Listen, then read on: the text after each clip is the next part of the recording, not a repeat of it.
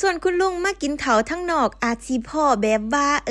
พ่อของท่านประธานที่ป่วยแล้วก็จำทางกลับบ้านไม่ได้สวัสดีพี่น้องป้องไปสุขุสุขคนตอนนี้คุณอยู่ในช่องสะพายจีนโตแซบจ้าแบบนี้ละจ้าที่เขาพ่อของท่านประธานนี่ละจ้าให้ร้านแบบนี้เลยแล้วก็กินก๋วยเตี๋ยวจักหน่อยพ่อของท่านประธานอาจจะมากกันได้นี่คือก๋วยเตี๋ยวของคนจีนเลยจ้าหนูบ่มากเลยหนูบ่มากเส้นมันใหญ่ผดแม่นี่เป็นห้านแรกที่หนูเห็นเพิ่นเอาทุกอย่างน่ะครอบไว้บ่แน่ใจว่าเพิ่นพากันล้างถ้วยบ่แต่หนูมาอยู่จีนปีนึงหนูเพิ่งเห็นห้านแรกนี่ล่ะจ้ะเพิ่นสิเฮ็ดแนวนี้เพิ่นละบ่อันเอาถ้วยพลาสติกให้พวกหนูแม่พอสั่นก็ห่อถุงแกงให้พวกหนูซะเว้ยก็สิให้คุณลุงเพิ่นกัดดากดูดเอาหรอนี่ก็บ่แพงเด้อจ้ะ10หยวนก็สิประมาณ45บาทเฮานี่ล่ะจ้ะเดี๋ยวอยู่จีนน่ะคัดใจหนูแห้งแม่เขาบ่แถมลูกชิ้นให้หนูหมูก็น้อยปรุงอยู่หม่องนี่ก็สิมีตั้งแต่น้ำส้มสายสู้อย่างเดียวกินแก้มก็บ่มีแม่มื้อนี้หนูบ่อยากมาเปลี่ยนบรรยากาศการกินข้าวหนูสิบ่มาเราเด็ดขาดเพราะว่ามันบ่ค่อยแซ่บคุณลุงก็สั่งขาไก่มาให้แต่ว่าบ่แซ่บที่นี่หนูก็บอกคุณลุงว่าเส้นบักใหญ่แนวนี้ฉันบ่เอาฉันอยากได้เส้นกลมๆมันกลมหม่องใด